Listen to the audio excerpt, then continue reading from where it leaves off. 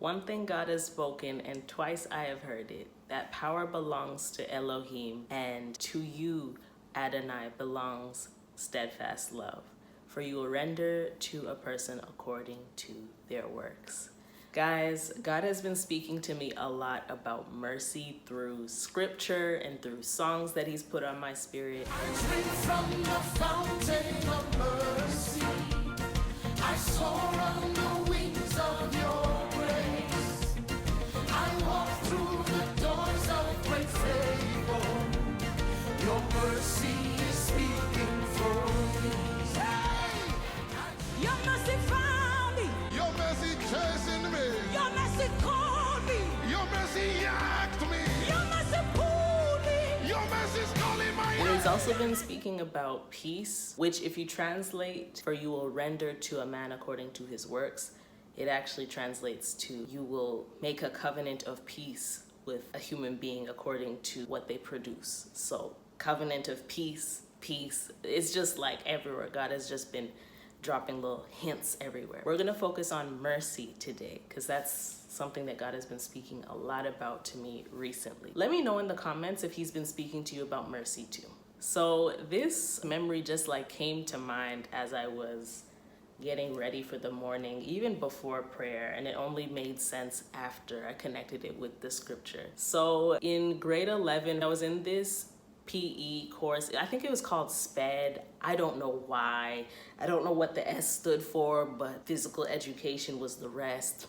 But anyway, very specifically, for some reason, at the end of the school year, which was May, June, we were doing, was it karate? I don't know. It was some sort of martial arts. I already at that point was a green belt in Taekwondo. So I'm like, there's nothing new you could teach me. Like, I already know. Like, you know what I'm saying? Like, I just was like, I know the techniques. But no, it was completely different. So I don't know what kind of martial arts it was. But anyway, the dojo was in walking distance to the school. And I say this because like the school is in a rural area where there was like a dirt road. Okay.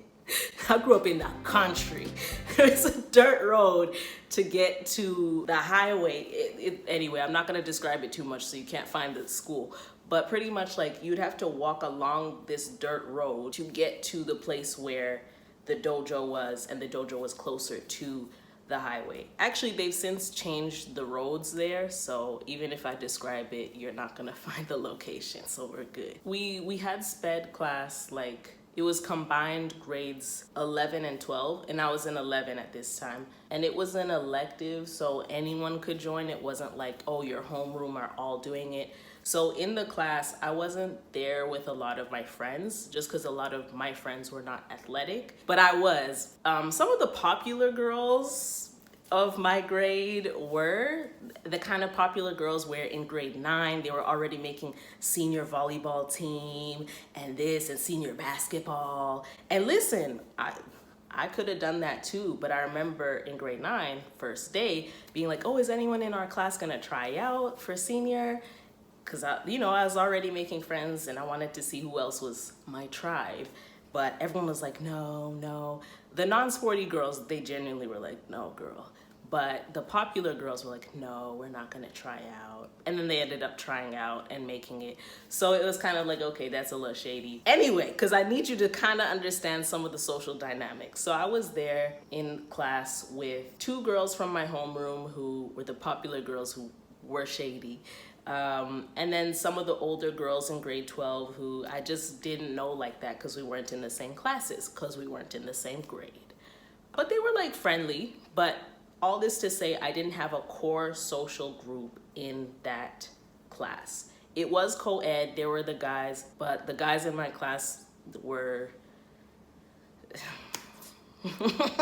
foolery and buffoonery. So they're not like who I was gonna hang out with, you know what I mean? They were not gonna be my tribe. And they would do this weird thing, because it was a Christian school and people are weird about intergender dynamics, but they would like acknowledge you as long as their other guy friends were not around. Like if their other guy friends are there, you don't exist as a girl. So I wasn't counting on them. So anyway, We were supposed to walk to the dojo for our class, and our class was right before lunch period. You know, everyone ended up leaving without me. And because I wasn't part of a core friend group in that class, there was no one who would have been like, oh, hold on, our friend isn't here. Like, our girl is not here, Zin's not here. Everyone was kind of like with their groups and they went. So I realized everyone had left and I was just like, okay, let's go. Very important rule. We were not allowed to drive there. So we had to walk. So I couldn't even drive my car down this dirt road. So I'd be walking by myself down this dusty road. I was like, okay, girl, let me just get my playlist together. I had my music, my earbuds. I pressed play. I'm about to go. So I'm walking right out the gate to the school and I'm on my way. And then this car drives by from the student parking lot. And then I hear them like honk. And I'm not thinking they're honking at me. I'm like, I know you're not talking to me. But they roll down the window and I hear this voice say, Zen. I look and it's Anthony. And he's like, Zen, where are you going? I'm like, oh, I'm going to the dojo. And he's like, oh, do you need a ride? And I'm like, sure. So I'm like, technically I didn't drive. So anyway, I go in the car with Anthony, and in the car there are two of the Chris's, one of the Joshes, and Anthony. Like, if you knew my school, these were the cool kids. These were them guys. The boys were them boys. Like, they weren't athletic, they weren't like the jocks, but they were still cool. And they were just like those guys, you know, of their grade. Anthony, he was the more talkative one. He was the more like visible and the leader of their little group, but they were all cool. And Anthony was like, oh, so like, you know, Zen, like, why are you walking? Why don't you drive? I'm like, oh, you know, our PE teacher wants us all to walk. And then he's like, everyone left without you? I'm like, yeah. He's like, those are all fake friends. You ain't got no real friends in that group. I just laughed. I'm like, you right, but I don't want to say that because they were playing music. And then one of the songs that they played is ironic. I'm not going to mention it because it's not relevant to the story. And this is the Ministry channel. I don't need y'all looking at the song up. But one of the songs was a song that I had literally been playing when I'm like, let me get my music together and let me just walk and enjoy my day. Because everybody left without me. I'm just gonna vibe. I might as well have a good time while walking. But one of the songs that they played was a song I was just listening to. And I'm like, I love this song. And Anthony told Chris, turn it up. So Chris, one of the Chris's was driving. The other, no, was it Chris or Josh? I think two of the Chris's were in the front seat. Anthony was in the back. And then the other Josh was there too. So yeah, he told Chris, turn it up. So they turned up the song. We were all singing, and like, it was a short drive. So pretty much by the time the song was over, we were there. No, as we were driving, we drove past this huge group of people who all left without me, the entire class plus the teacher. And two of the girls who were in my grade, the popular girls who were shady that I told you about, were like, Anthony, Chris, hi Anthony, hi Chris. And then they just continued driving. And then in the car, the boys were like laughing. They're like mimicking it, like, hi Anthony, hi Chris. And they were just laughing. And I'm like, oh snap, what? Okay. So anyway, we get there. The boys dropped me off and I end up getting there ahead of everybody who left me behind. I was the first one there. So I ended up getting to listen to my music anyway. But this time I was waiting on y'all to catch up to me. Listen, when they saw who got out the car, because the windows were tinted, when they saw that I got out the car, especially I was looking at the mean girls. The girls were gagged. The girls were gagged. They said, Zen got out the car with two Chris's, a Josh and Anthony. Zen.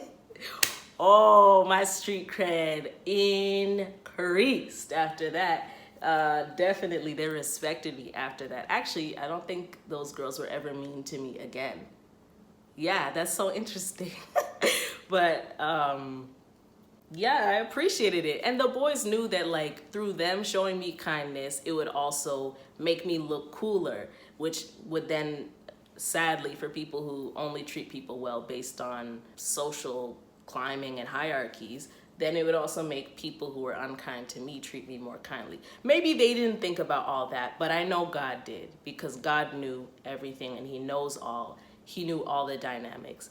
And God knew that I needed a boost that day. I needed to be shown kindness. Because I'm not going to lie, like, it did kind of hurt my feelings that everybody left without me. Not one person said, oh, like, Zin isn't here, maybe we should wait for her. So that small act of kindness, it may seem random, but it meant a lot. And after that, every time we would see each other in the halls with those boys, it would be like, Zin, and I'd be like, Chris, Anthony, Josh, Chris again. Like, you know, we would have that rapport, and they would say hi first. It wasn't even me. Like, I just became that girl. No, I didn't become that girl through that. But it made me feel seen. It made me feel important, which meant a lot to me at that age. So in that season of life, I really needed that. So it was just a beautiful moment. It was just like a really beautiful memory, because a lot of times in high school, the dynamics were really weird. I was a cool person. I made friends with everyone. I was kind to everyone. But, you know, not everyone really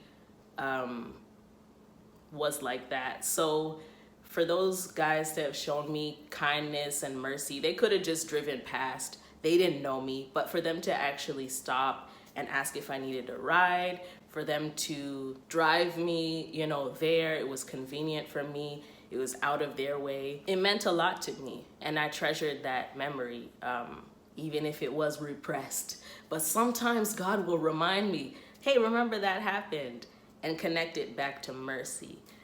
That, hey, but any part of that story can preach, because through someone showing me mercy, I ended up overtaking my enemies. Come on. Through someone showing me mercy, I even got there before those who left me behind. But this is just to say that show somebody kindness today. Show somebody mercy today. Even if they're not popular, they're not cool, whatever. Or if they are, but if you can tell someone is having a rough time, just find a way to show someone kindness, show someone mercy. It's what our God would do. Well, it's what my God would do. So anyway, guys, I hope you enjoyed this mini story time of a time that someone showed me mercy, and I really, really appreciated it.